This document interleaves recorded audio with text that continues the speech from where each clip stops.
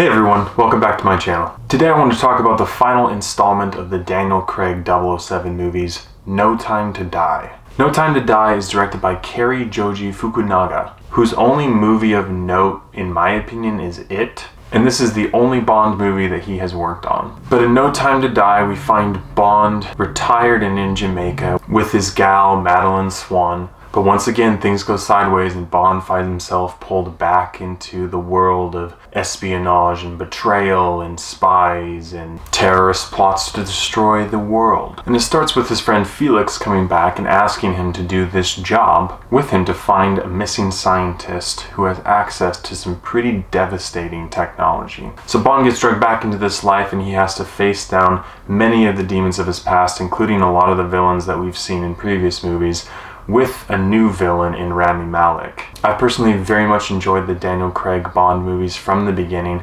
so when I saw this one coming out, I had to go watch it in theaters, especially with the sentiment that this was probably going to be the last movie in that franchise. So without further ado, let's get into the 6 things that make a movie great. 1. The plot. So there comes a point where pretty much all the plot lines of Bond movies kind of blur together, and it's kind of like a world-ending threat has come into place or a world-ending technology has gone missing, and now it's your job to find it, Mr. Bond. And this one's not really any different. At this point, you know all the characters involved, and it's just a matter of enjoying the chemistry they have with one another. So this is just another classic Bond plot. The issue I had with this one is it seemed like there were so many subplots. And I know that there was a lot of speculation around this Bond movie that there was a ton of reshooting done because of bad audience reaction to things that they released. Part of me kind of sees that in this film. It just seemed like they were trying to incorporate a bunch and try to do too much. Part of it, I believe, is whoever decided to have Fukunaga direct this film instead of Sam Mendes.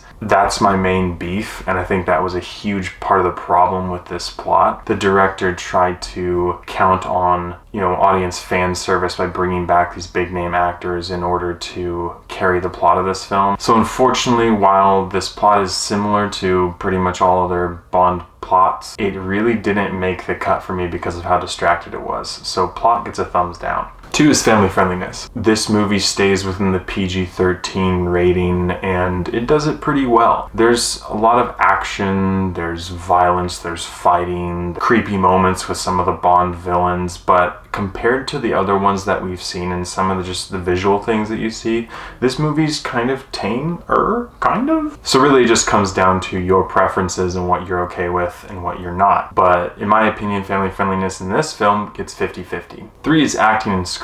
I thought the acting in this movie was great. Everyone in the film acted the part and did a good job. I did think that Billy Magnuson's character was weird.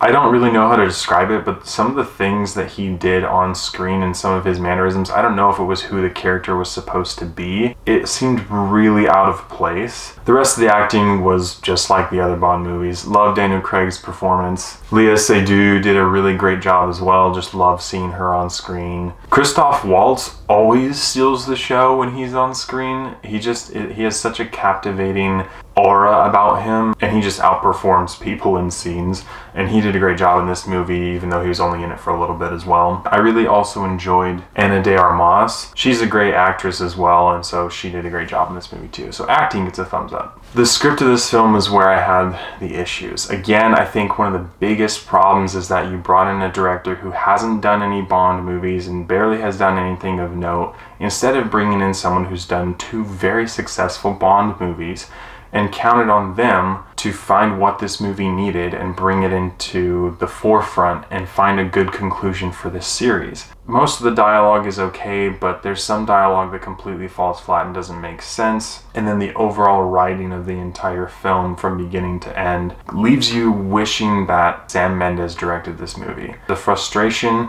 that I got from the lack of script outweighs the performance of the actors and actresses in this movie, which is really unfortunate because it had a lot of promise. So unfortunately, acting and script overall gets a thumbs down. 4 is character development. Because of all the previous movies, we've had a lot of character development with all of the main characters. Moneypenny with Q, with M, and with James Bond and Madeline Swan. Like, you get to see that character development built throughout the films and you enjoy it. And I always really liked the relationship between Bond and Swan, but we didn't get to see as much as I wanted to. I wish there would have been more focus on that relationship instead of trying to include all of these other things, because if you try to develop too many characters at once, all of them suffer. And I think the person who suffered most of all in this film was Rami Malek. Rami Malek is an incredible actor, and he was supposed to be the main antagonist of this film. He was barely in the movie. That was one of the biggest issues I had with it as well, is that I kind of forgot that Rami Malek was the villain of the movie. And he barely does anything. There are good moments of character development. There are emotional moments when you have great actors who really lean into the performance that produces emotion. And I think that this movie rode on the back of all of the actors and actresses, and the film suffers because of it. So character development gets a thumbs down. Number 5 is CG. The CG in this movie actually looked pretty good. I think there was only 1 or 2 moments where I was kind of like, But for the most part, the explosions looked good, all of the action looked good. That's more than I can say for movies I've seen recently where some of the explosions look like they were made from clip art. So CG I have to give a thumbs up to. And 6 is rewatchability. This is a tough point for me because I love these Bond movies, but this one was a really tough watch and it had a lot of anticipation going into it. I wouldn't rewatch this movie unless I was binge watching the entire series just to appreciate it. The whole James Bond series was